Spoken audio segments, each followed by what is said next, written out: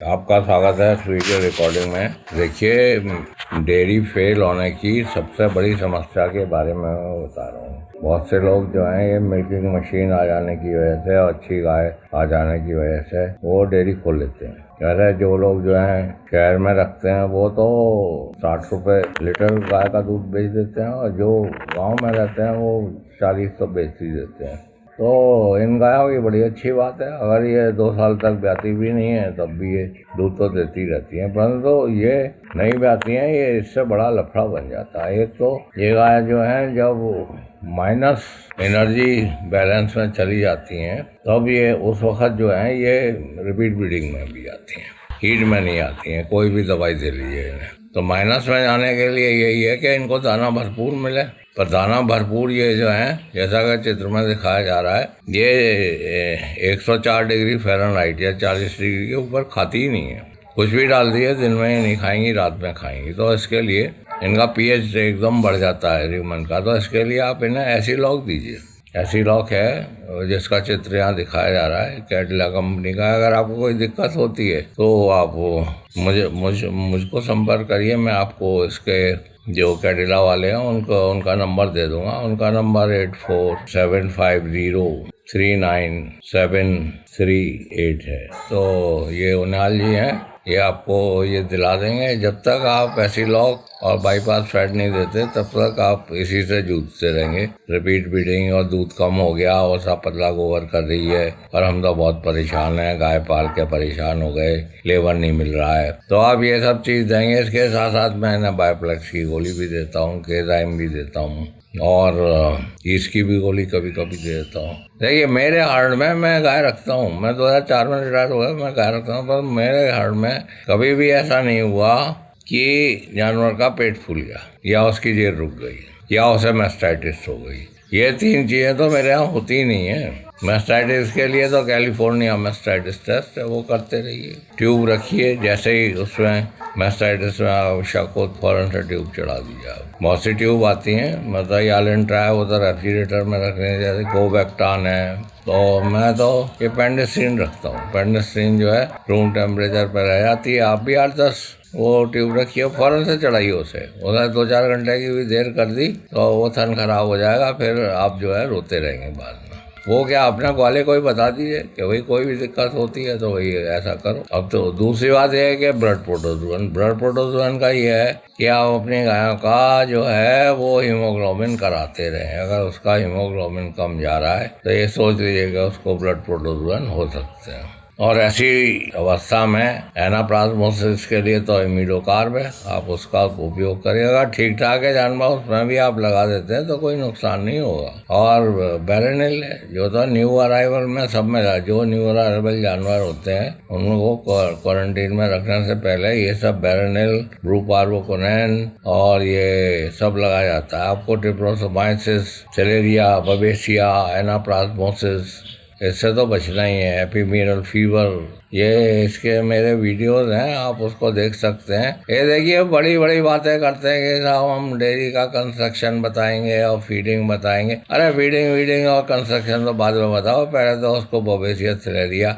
Anaplasmosis से तो बच जाए। मैं आपको ये बता दूं कि 30% ही आर्टिफिशियल इंसेमिनेशन होता है देश भर में। बंगाल में 10% होता है, पंजाब में 90%, 100% होता है। तो उसमें से 30% में से 15% बच्चे पलते हैं। फिर 15% जो बच्चे पैदा होते हैं उसमें से जो है 7% जो है वो फीमेल होती हैं। तो आप अंदाजा लगा लीजिए कि और फिर अगर वो बबेसिया, फिलेरिया, एनाप्लाज्मोसिस, नेवल हिल, निमोनिया ऐसे मर गया तो फिर गए। जो लोग इसका वो कर लेते हैं और जिनके पास अपना चारा है वो तो खैर गाय वाय बना लेते हैं, जैसे पंजाब है, हरियाणा है। पर जहाँ चारा ही नहीं है ज़्यादा, जैसे मैं उत्तराखंड रहता हूँ, यहाँ तो लोग बाहर से गाय लाते हैं और फिर जो है उससे दूध निकाल के बेचते हैं। और फिर जो कुछ भी होता है लोग कोशिश करते हैं कि बछिया रख लें, पर बछिया रखना तो बहुत मुश्किल है। चारा उनके घर का है नहीं। अब बाहर से खिलाएं, चलिए दाना तो खिलाएं, दाना भूसा कितने दिन, 2 साल तक कौन खिला लेगा उसे। तो लोग जो है परेशान आके डेयरी बंद कर देते हैं। कई एग्जाम्पल मैं जानता हूँ। दूध तो वो बेचते हैं 60-65 रुपए किलो, पर अंत में उनका यही होता है, क्योंकि वो अच्छा बीज भी डाल रहे हैं, बच्चा भी पैदा कर रहे हैं, सेक्स सीमेन भी डाल रहे हैं, पर चारा नहीं है तो फिर आपकी गाड़ी आगे कहाँ चलेगी? आपकी गाड़ी नहीं चलेगी। जितने में आप बच्चा पैदा करेंगे उतने में तो आप दूसरी गाय खरीद लाएंगे। तो उत्तराखंड में जैसा है यहाँ पे ये कि अगर आप गाय रखते हैं तो और वहाँ पे कोऑपरेटिव में दूध देते हैं तो उसका वो साइलेज भी काफ़ी कम कीमत पर देते हैं, 1-2 रुपए किलो ही दे देते हैं। बहुत सी सुविधाएं हैं वो कर रखी हैं। अब जैसे वहाँ गुजरात है, हरियाणा, पंजाब है, और मैं देख रहा हूँ महाराष्ट्र है, जितना भी है नीचे जो कर्नाटका का भी बात ले लीजिए। यहाँ तो मतलब जहाँ जहाँ चारा है वहाँ डेयरी का डेवलपमेंट हो रहा है। लोगों के पास चारा भी है, चारा भी पैदा कर लेते हैं, उनकी लेडीज दूध भी निकाल लेती हैं, और साथ साथ मतलब वो जो है वो गोबर भी उठा लेते हैं। तो ऐसी सोसाइटीज तो ऊपर जा रही हैं बहुत ज़्यादा।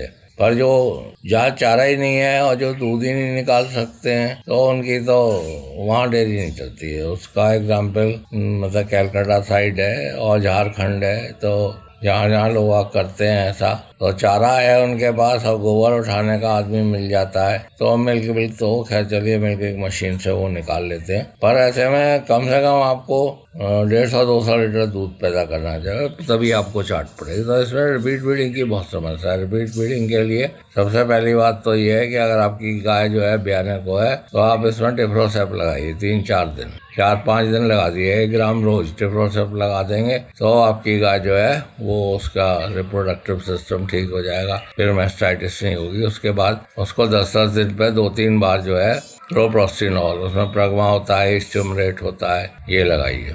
तो इसको लगाने के बाद 10 दिन पे जब आपकी गाय हीट में आने लगे तो उसको जो है आप अच्छे सीमेंट से, मैं तो कासानोवा है वो कंसेप्शन किंग है, उसको यूज़ करता हूँ। वो सस्ता आता है, 100 रुपये का आ जाता है। तो मेरे पास सिलेंडर भी है, उसमें उसको रखता हूँ, तो कासानोवा से उसको जो है इंसेमिनेट कर देते हैं, तो उसमें कंसेप्शन बहुत अच्छा आता है। और इंसेमिनेशन के तुरंत बाद जो है आप रिसेप्टर लगाइए, और उसके जो 10 दिन बाद फिर रिसेप्टर लगा दिए, और 10 घंटे बाद AI के 10 घंटे बाद मेट्रीसेप डाल देंगे। और इसके साथ साथ मैं बायोप्लेक्स की गोली भी देता हूँ उनको, पशुओं को जो हीट में नहीं आ रहे हैं और जिनकी AI हो रही है उनको 6-7 दिन तक बायोप्लेक्स की गोली दे देता हूँ। तो आप ऐसा सब करके रखेंगे तो आपको तो अवश्य लाभ होगा। लाभ क्या होगा, आपको चाट पड़ जाएगी। अभी वहाँ बिहार में एक सज्जन वो पढ़ रहे हैं, तो वो गाय ले गए थे 15 लाख की।